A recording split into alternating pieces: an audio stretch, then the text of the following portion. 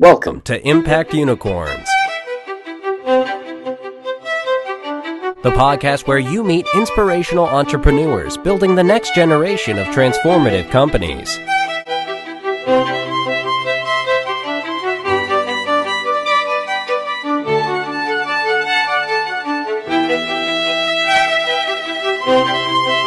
And now, here is your host, Dr. Indranil Ghosh, award-winning author, investor, and advisor to global leaders.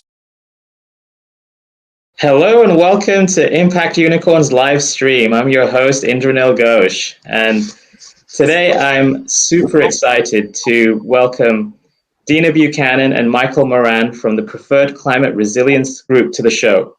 And today we're going to be talking about sustainable workforce housing, which I look at as an ESG two-fer, because not only are you building affordable family housing for families, which is a real quintessential element of the American dream, but it's also so important for family well-being and a pathway to wealth creation. But also we'll talk about how to do it in a sustainable way in climate resilient parts of the country, using sustainable materials, and having a low energy footprint and being easy on the environment in terms of carbon footprint. So who better to talk about this than Dina and Mike? Dina has almost 20 years of experience in commercial and residential real estate. She's focused a lot of that time on single family homes and has acquired or been responsible for overseeing approximately $200 million of assets in real estate. Now, Mike is a well-known author. He's also an Emmy-winning documentarian. And on top of that, to boot, he's an ESG and impact investment strategist. So delighted to have both of you on the show. Good to be here. Yeah. Well, Dina, maybe I can start with you. You've had a long and illustrious career in real estate. Perhaps you can tell us about, how you got started in the business and what trends have you seen in recent years that have led to this opportunity in sustainable workforce housing? It's a great question. I started my husband and I, back in about 2002. We took the journey into residential real estate investing. We both had, advanced degrees, went to school, and had great corporate jobs, but we didn't have time. And we wanted to start a family. So that's really what sparked us to look for more. And it always led back to real estate. And we did very well with single family homes. And within a couple of years, we realized that passive income, obviously, as most people do, doesn't, we could really exponentialize if we went into multifamily. So we had moved into our first multifamily property, and I think we got addicted to the fact that, wow, we can have this many opportunities under one single roof. And that led to an opportunity for our first syndication. And that's when we really got the big insight about how passive income works and the opportunity to create more buying power with our capital and having it, multiply. Now, as the years have gone on, we've all seen different trends in the market. And we're seeing, as I'm sure a lot of you have, is that, workforce housing is really in demand and needed right now. Affordable, safe housing is definitely something that is lacking. And the focus in the recent years has really been focused more on the luxury segment, and the single family homes have moved further and further out of reach for a majority of our US population. So I'm seeing, and have seen, as well as I know a lot of you have, that this is really something that is in demand. And we're seeing trends of people that are really wanting to have that opportunity to have a safe, affordable property to live in. And multifamily answers a lot of those needs. And that's something that's really spoken to us at PCRP as well. Mike, let me bring you in here because you're the ESG and impact mastermind behind the group. How do you see the different sources of impact from this strategy, which is building these multifamily climate resilient properties? Well, as Dina said, some of this is about the inequities that are built into capitalism, the social housing, the workforce housing is a significant way to impact the problem of income inequality in the country, the access issues that, obviously if you're wealthier, you can access things that you can't when you're not. And the demand curve for this type of housing is incredible. But unfortunately, the financial incentives in the marketplace in the last decade have encouraged developers to build luxury and luxury high-rise and some very exclusive type housing that's not scratching that demand itch, exacerbating the problems that the middle class and working class are having in the U.S. finding good, stable homes. And let's face it, I know your work with Impact Unicorns and your book, Indranil, creating the kind of ladder that is needed in any society for people to progress and to prosper, starts with having a stable place to live. A dwelling is enormously important. So we take it from that standpoint. But then, of course, climate is an issue. We can look at climate risk in these investments as an opportunity to address some of the things that will make these properties as investments less successful. It's still off the radar of many people who do this kind of work. The investment that you make in a property, first and foremost, as they say in real estate, it's location, location, location. And if your location is Miami Beach or on the San Andreas Fault, there is an issue there. And it's not just the question of if a hurricane or, God forbid, a fire or earthquake destroys the actual property. That's unlikely. It could happen. The real issue is that the insurance industry has awakened to this risk. They are piling on rate increases. In addition, municipalities and utilities are having to upgrade to make their infrastructure more climate resilient. And that's leading to special assessments. It's leading to tax rises. And who are those tax rises ideally get targeted to? Out-of-town owners. So somebody who owns a multifamily is somewhat politically vulnerable to being specially assessed for infrastructure changes in the city. So all of these things go into the thinking that we have. We don't want our margins destroyed. We don't want our properties destroyed. We want people to live in safe, sustainable environments. The final thing I'll say is when we acquire a property or are part of a group that acquires a property, we look very hard at what we can do to improve the environmental footprint and performance of that property. Whether that is improving, windows that can be replaced for efficiencies and energy, whether there's some landscaping that can be done to prevent flooding in the area. There's all sorts of small things and large things that can be looked at, and we try to work that into our business plan. Well, one of the things that you mentioned about the lack of affordable multifamily housing is really shown up in the data. I think if you look at the last 30 years and the real cost of housing in the US, and actually in a lot of other developed countries with large urban populations, in real terms, it's increased threefold.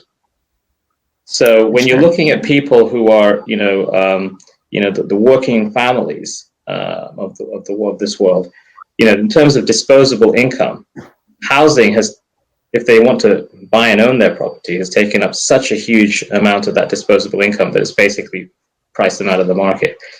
I've got a perfect example of that from my own life. My father purchased the house that I grew up in 1966 in Clifton, New Jersey, for approximately twice the amount of money he was paid every year. That house, last time I looked, it was when I wrote a recent book, was going for something like $600,000. The average wage has not increased sevenfold. So in some markets, New Jersey is a good example. Some markets, the acceleration of the cost of a single family home has gone way beyond 3x. So yeah, it is absolutely a huge pain point, and bundled with education, it has absolutely removed some of the pegs of the ladder that used to be the American system. If you're enjoying Impact Unicorns, don't forget to like, subscribe, and hit the bell to receive notifications of new shows. Bring the most relevant impact venture stories to the podcast. If you would like to review the show, go to the Apple Podcasts mobile app or iTunes to leave a rating and review. Tell me about how to fix the problem from an investment standpoint, because it's it costs what it costs to build a multifamily thing from scratch, right? But that's not your strategy. Your strategy is smarter than that. Tell us about how you go and square the circle on building units in a way which the cost and the sort of revenue make a ton of sense from an investment standpoint. So we go into markets and we're looking at a Class B strategy type multifamily property. And a Class B is probably a 10 to 20-year-old property, and taking that and making improvements that are, energy efficient with green materials, aligning with sponsors that do those things when necessary. And that allows the opportunity for people that are in that area to rent at a reasonable rate. To your comment before, I saw a graph this morning somebody sent to me from October about the rental increases and how in certain markets they're up anywhere from 18 to 24%. And so that is really impacting areas and people in those areas. So what we can do is we can go into these markets and create safe, affordable multifamily housing. And that actually is going to be a huge opportunity for the area, for the people in that area, because we'll identify obviously markets that have less climate volatility, and we'll focus on cities in those areas that meet all of our requirements. And it will actually benefit having reducing a carbon footprint, having more multifamily opportunities available for people, having an opportunity where transportation systems could be a part of a city that's got a good mass transportation system that gets them to and from work, that reduces a lot of that carbon footprint as well. But people that are in a community like we're discussing, and they have their bottom line is lower because they are in a more energy efficient type unit, their bottom line is going to be lower. That's going to help them, but it's also going to help the building and the investors that are invested in that building, because they'll have longer tenant retention. The higher the occupancy, the higher the value of the building, and the better the cash flow. So win-win. Yeah, sounds great. Are you converting Class B commercial buildings Multifamily. or residential buildings to create these multifamily units? These are residential. Residential. And they're existing residential. The upgrades are twofold. One, to bring them up to snuff in terms of Correct. Sometimes just the appliances, for instance. You go through a building, change out all the appliances that in a 15-year-old building, and you can practically get a 50% increase in the performance metric on those appliances. So electricity use goes down. There are safety issues. There are, and then there's the comfort issues, the or et cetera. But the other side of it is, as Dina was saying, we go to markets that have this in mind already. Okay, so we're talking about Denver and Colorado Springs and Nashville and Charlotte and Raleigh. Mm-hmm. These are not the Austin, Seattle, Boston, New York markets where this stuff is out of reach. This is the really powerful second tier markets in the United States where young people are going for their first jobs, where there's a progressive government that is offering tax incentives for various green opportunities, and where you have enormous educational, kind of critical mass. Yeah. So it's this combination that I know you talk about in your book of having this kind of highly mobile, educated workforce that is engaged in the community, and a community that is looking at things like this as not some kind of political partisan thing, but as a reality. Yes, insurance companies are coming at us. The bonds are harder to float in a city that's underwater, no pun intended. You've got to, your municipal bonds are are your life's blood in some of these municipalities. And if they're constantly finding that the Mississippi River is overflowing on them, or that they're being hit by hurricanes, or that there's a real risk of drought or wildfires, that is a huge hit on their ability to finance their operations, and that goes right to the citizens of that municipality as in terms of the standard of living and safety, et cetera. So that's kind of what we're looking at. In some ways, it's a very macro approach to these markets, but then you get into the real nitty-gritty of it, a specific building. And there's all sorts of ways to make that work in the U.S. system, from a tax standpoint, from an investment, from an access to capital standpoint, that are really beneficial for the people who get involved in these projects.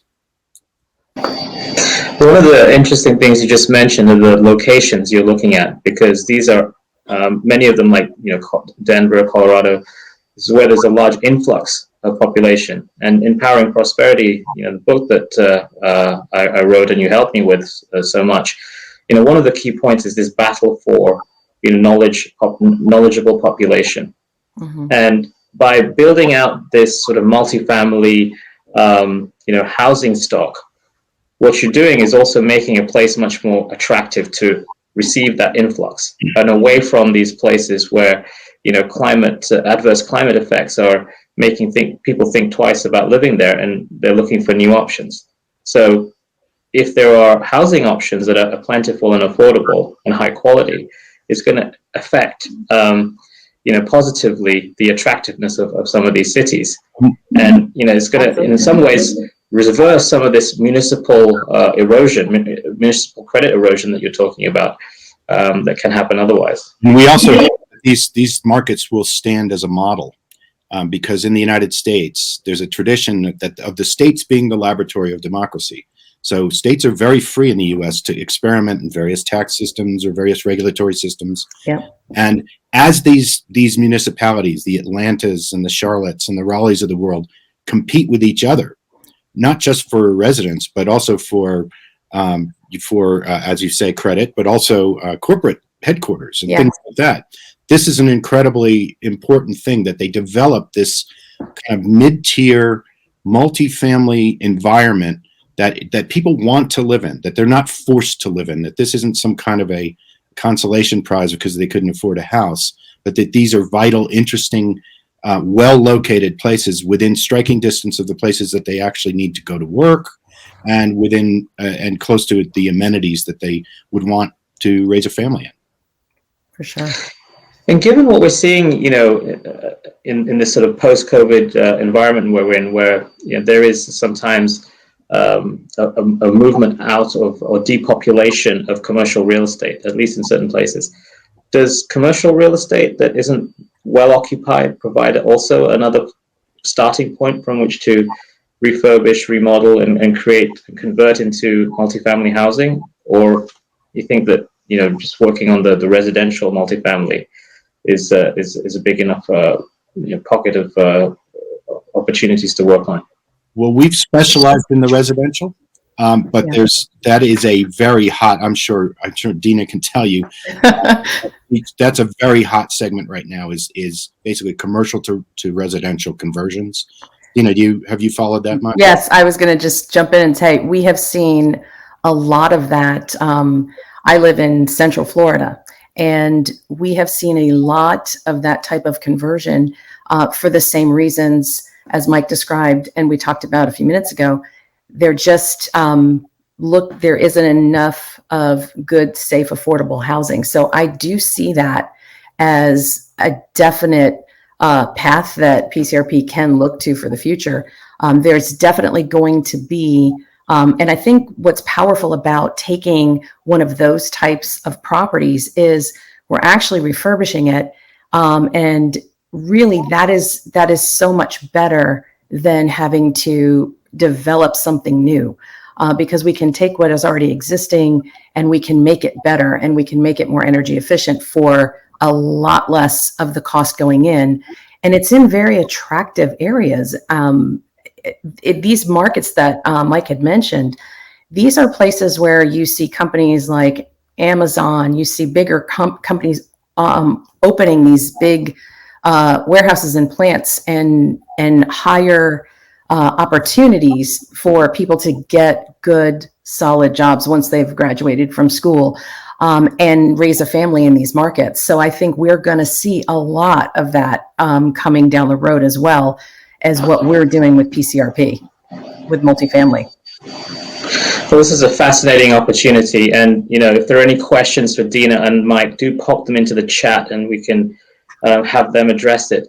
But just putting my investor's hat on for a moment, basically what you're telling me is that there's an overlap between some of the more climate resilient parts of the US, as well as the ones which are attracting new educated population, where companies are relocating because they're just better places to do business than some of the overpopulated, climate challenged areas, often on the coast, for example.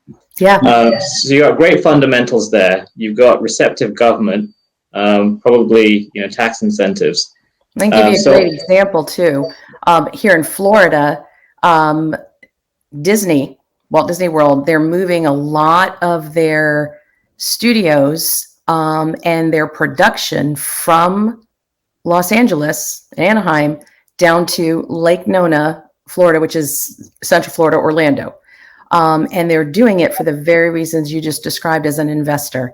The property value, how much land they can actually buy what they need, the tax advantages and the tax incentives. And with that is going to come jobs. And with jobs is going to come a requirement for housing. Absolutely. And you take on top of that the ability to sort of upgrade existing properties, maybe even commercial real estate, into these, desirable higher rent properties. And you can see quite quickly, I think, why this makes a ton of financial sense. I think one thing you need to always bear in mind with this is that, on the big picture, real estate, the built world, as we say in the sustainable world, is 29% of all carbon emissions. That's an enormous number. It is. I think only agriculture really comes anywhere near that. And if you add construction, that's another 9%. So you're getting up near 40% of the carbon emissions problem from the combination of construction industry and built world, things that are already built. And that includes, obviously, commercial real estate, all sorts of infrastructure. To the extent that we're not going to fix this problem by building new LEED certified well buildings. That's just not going to happen. You've got to go back and retrofit what exists, because for the next 100 years, those things will exist. And it also has to be cost effective. And that's another thing, that the idea that you can go out and knock down an entire city and rebuild it to the specs of the 21st century green movement, it's a nice idea, but it's not going to happen. Right. We need to be practical. We need not to spur inflation with bad ideas. We need to go and look at what we've got and make it as good as it can possibly be in a cost-effective way, which also then addresses the other big issue, I think, right now in society, which is generating so much of the anger and angst that we see in our politics, which is income inequality. The idea that people can't access the fruits of their government, the fruits of their societies, and the prosperity that they see all around them, because they are absolutely inundated they're overburdened with the costs of just basically getting by. So those are the two big things we really want to tackle at preferred climate resistant properties. Now, at PCRP, tell me a little bit about how you go about sourcing and working on a particular project, and how you find opportunities that are as attractive as possible for investors. So what we do is we align with particular sponsors in this industry who have and share the same values and principles that we do at PCRP. We call it aligning profits with principle. And so we're going to work with sponsors that do, number one, share the vision in the markets that we choose, that they're operating in similar markets, ones that we would choose.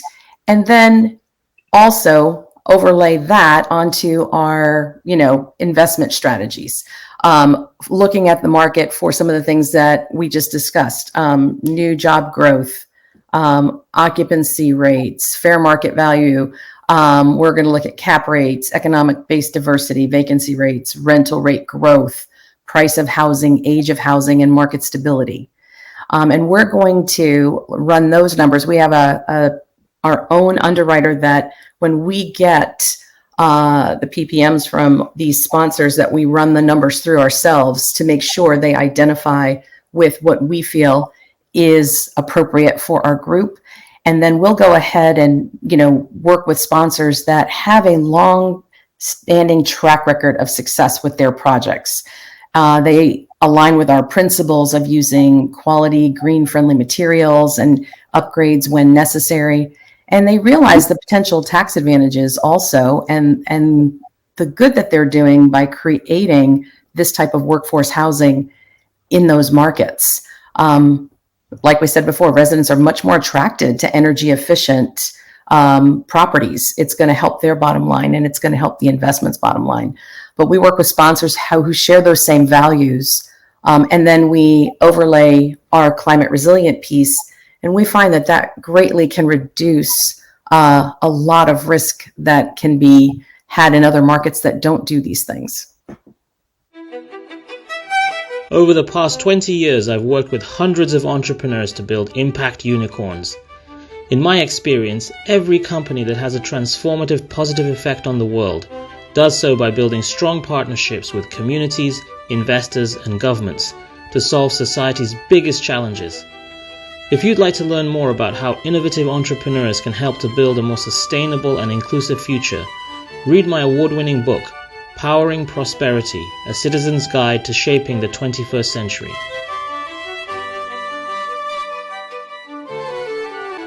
You mentioned tax advantages a number of times. I wonder if you could give me a couple of examples of the kind of tax advantages that investors can receive through this type of investment.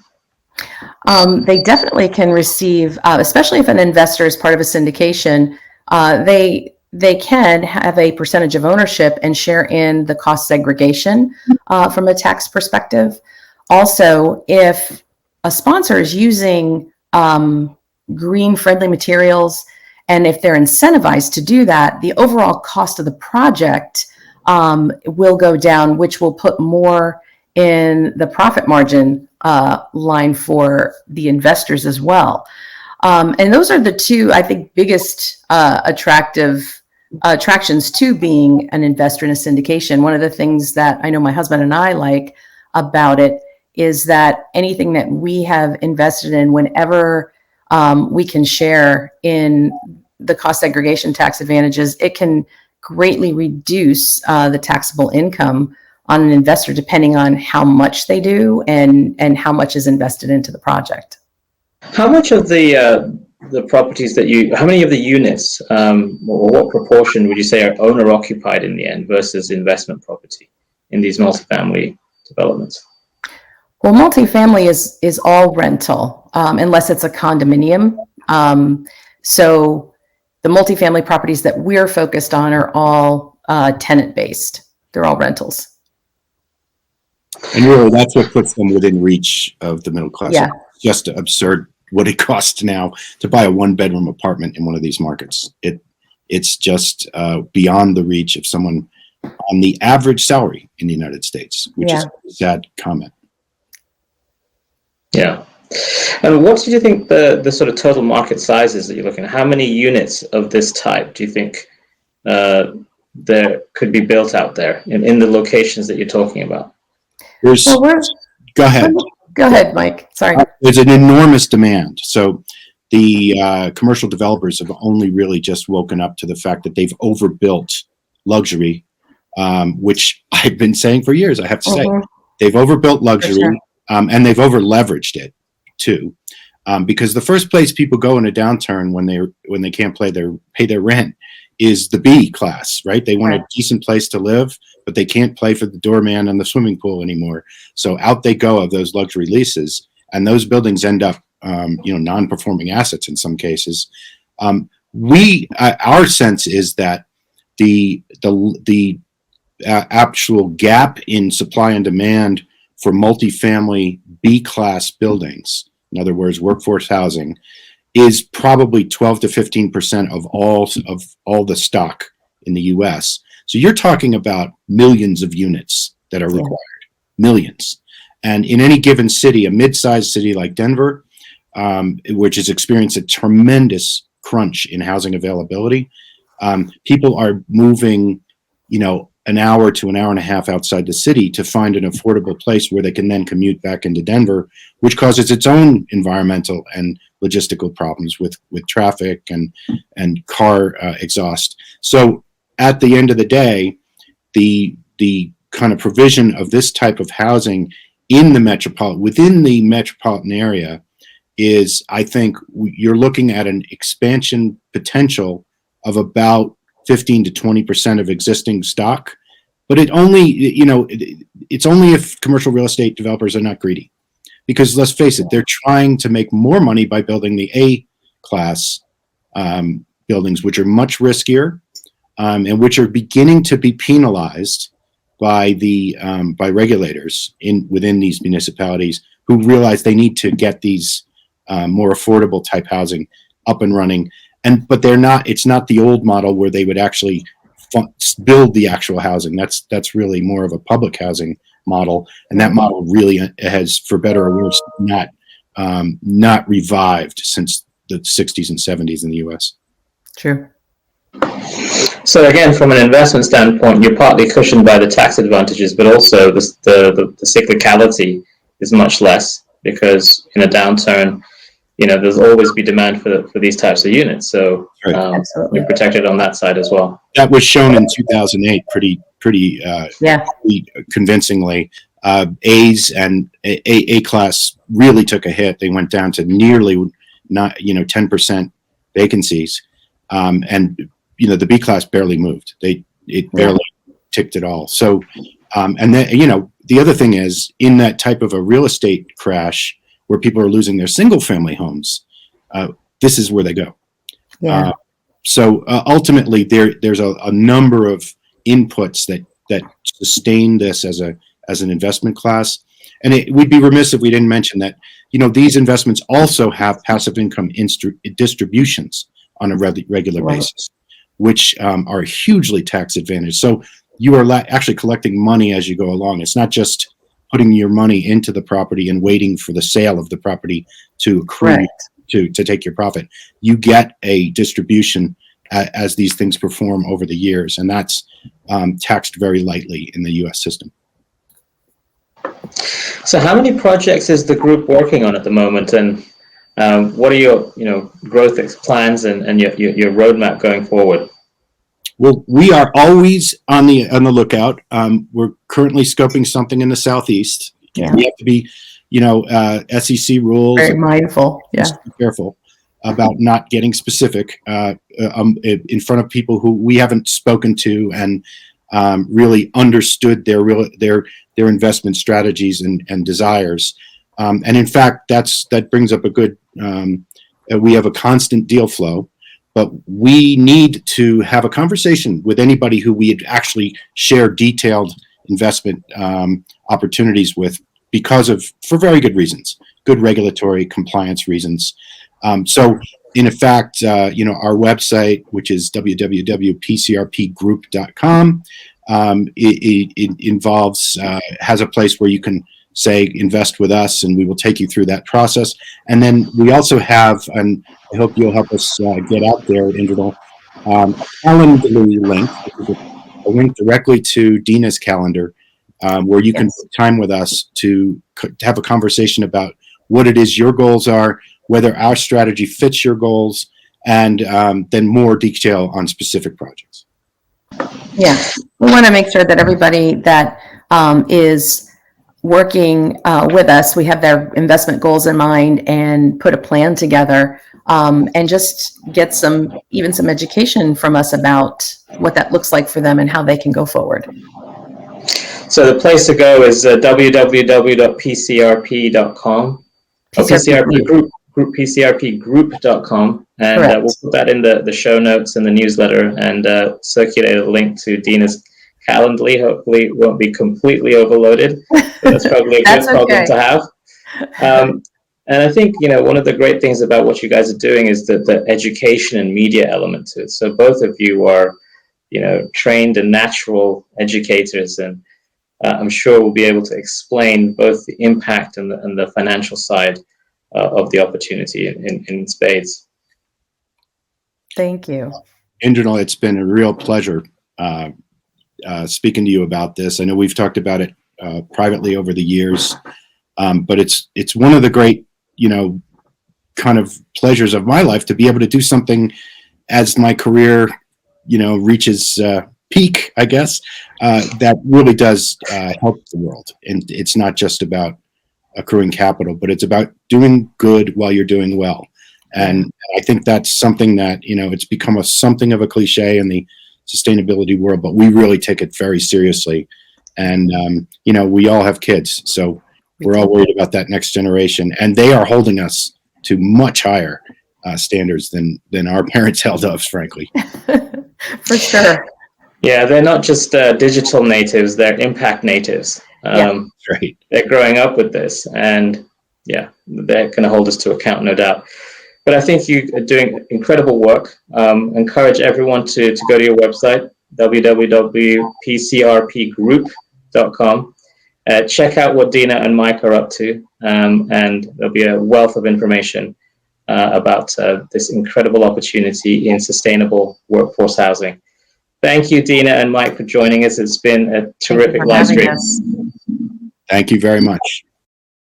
Take care. All right. Take care. Bye. If you've enjoyed this episode of Impact Unicorns, don't forget to rate and review this show by scrolling down and clicking Rate This Podcast. And join me next week as I talk to more inspirational entrepreneurs building the next generation of transformative companies.